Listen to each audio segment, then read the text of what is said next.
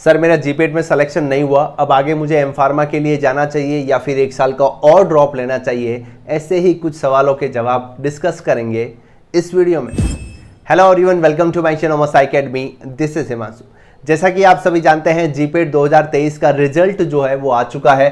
काफ़ी सारे student qualify कर चुके हैं, तो उन सभी को कॉन्ग्रेचुलेशन।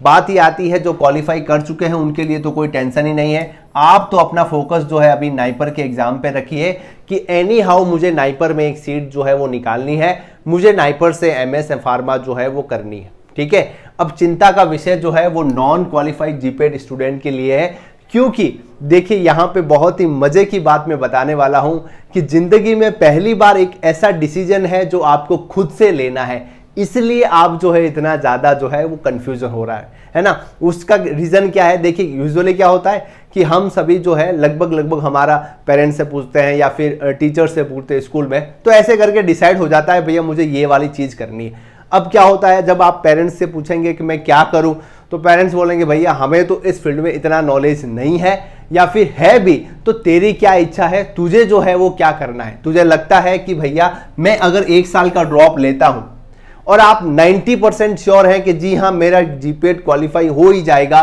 तभी आप 1 साल और ड्रॉप के लिए बढ़िएगा।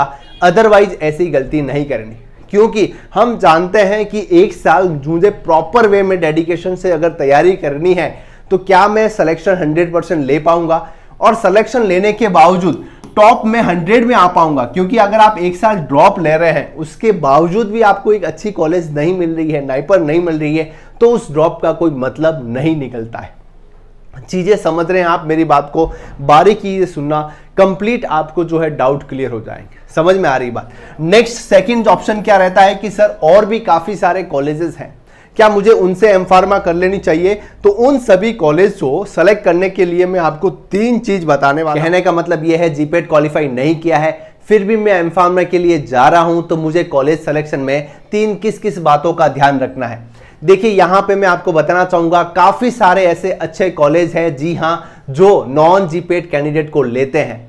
बट यहां पे मुद्दा यह आ जाता है कि इसकी फीस ज्यादा है, किसी में प्लेसमेंट नहीं है, तो किसी में कुछ और है।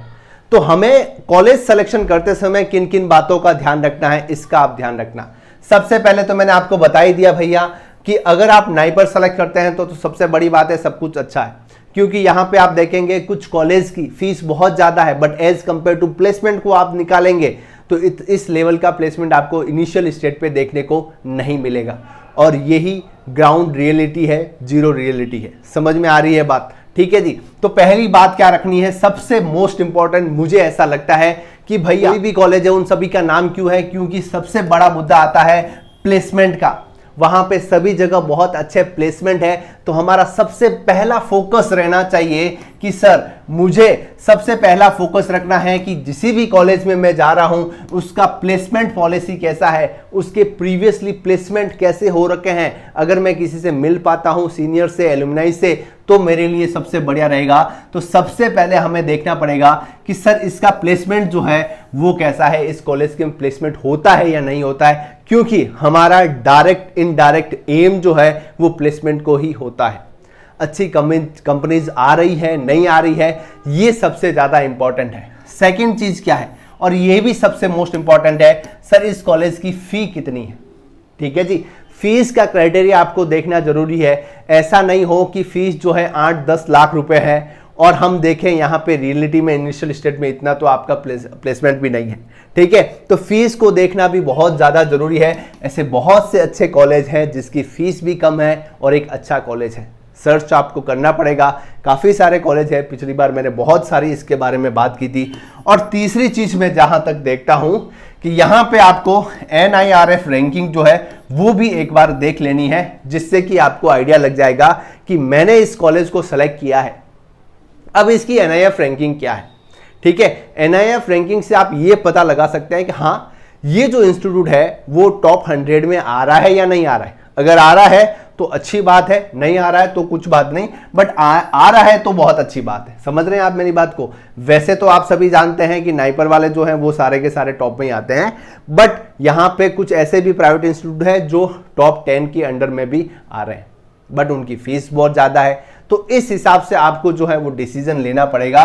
तो सबसे पहले मेरे कहने का मतलब ये है कि जो भी स्टूडेंट है ना, यहां पे प्लेसमेंट सबसे ज्यादा जरूरी है। सेकंड, उसकी फीस कितनी है। ऐसा नहीं हो कि फीस तो बहुत ज्यादा है सर, कॉलेज तो बहुत अच्छा है, अरे भैया फीस तो देखिए, फीस बहुत ज्यादा है, इसका क्या करेंगे। नेक्स्ट देखिए यहां पे, अगर देखिए इसमें क्या होता है ना कि फीस अगर आप अफोर्ड कर पा रहे हैं तो कोई प्रॉब्लम ही नहीं है, तो सब कोई प्रॉब्लम जो है वो भी सॉल्व हो गई। कहने का ये है, इतना फीस देके कौन सी कोई गवर्नमेंट जॉब लगने वाली है, ये भी तो हकीकत है। ठीक है जी। नेक्स्ट आपको एनआरएफ रैंकिंग देखनी है और इस हिसाब से आपको कॉलेज का सिलेक्शन करना है। मीनवाइल वीडियो को मैं कंक्लूड करना चाहूंगा, मेरी बात आप लोगों तक पहुंची होगी ऐसा मैं सोचता हूं।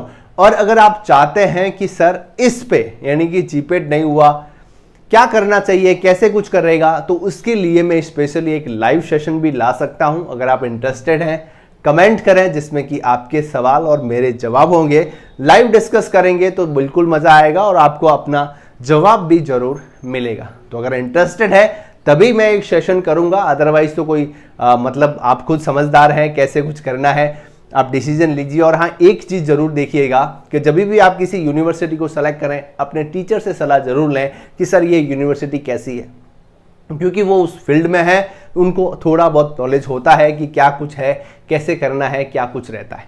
ठीक है जी, अब बात क्लियर हो गई। और सेकेंडरी देखिए यहां पे सीधी सी बात ये है भैया कि जो मेहनत जो है सही डायरेक्शन में अगर हम यहां से भी लगाते हैं, हम गवर्नमेंट एग्जामिनेशन की तैयारी में लगा देते हैं, तो ही आपका सिलेक्शन जो है वो पक्का हो जाता है। तो ऑप्शन बहुत से हैं, फार्मासिस्ट जॉब, बहुत सारे ऑप्शन हैं, बस डिसीजन आपको लेना है ना, इसलिए इतना सोचना पड़ेगा।